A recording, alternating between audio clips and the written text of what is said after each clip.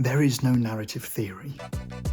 I want to level the playing field. I want to put everyone on the same level, whether you're a creative hobby writer or you're a professional writer. The way I'm going to do that is lay out the state of the current narrative theory. When I was younger and I wanted to learn how to hone my craft, how to write better stories, I went online and I researched, how do I write stories? The most information that I got hold of was on YouTube, because people were giving their own interpretation of, existing ideas, like, character arcs and plot structures and all that sort of stuff. And you think, okay, well, where's the good stuff? What about the people who write films, especially the TV shows and stuff? Where do they get their information from? I felt like the real info was sort of like behind locked doors. I felt like it was behind this gate, and the professional industry were the gatekeepers, and I wanted to know, like, what do they know that I don't know? What do they know that's like an industry secret? So I turned to John Truby, and he would advise writers in Hollywood, and I was like, oh, okay, where does he get his ideas from?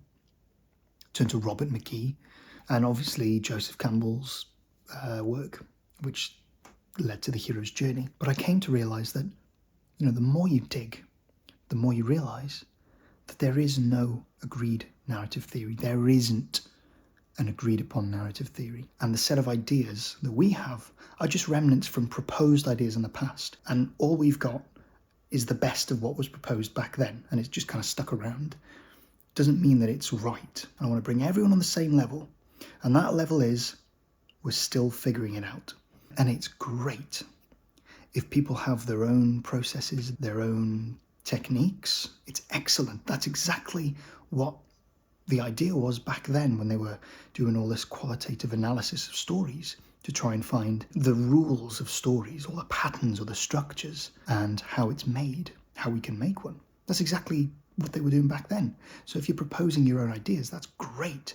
If you have your own way of understanding it, that's great. I've got my own way of understanding it, and I'm making my own tools for writers, tools that, from what I can tell, don't exist.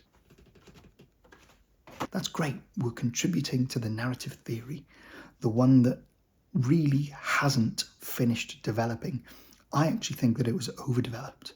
I think that it became so overdeveloped, it became somewhat confusing. Like, for example, the definition of narrative in narratology is different to the definition of narrative in the sort of common day sense, and it's different from the etymology of the word. Another idea would be naremes, a proposed element, the smallest element of a narrative, a nareme. I think that's how you say it. Just never stuck around. People didn't find it useful. No one could figure out what the hell it was, so it just drifted off, and we only have the good stuff left, the useful stuff. But it doesn't mean it's correct, and it doesn't mean that it's the final form of those ideas.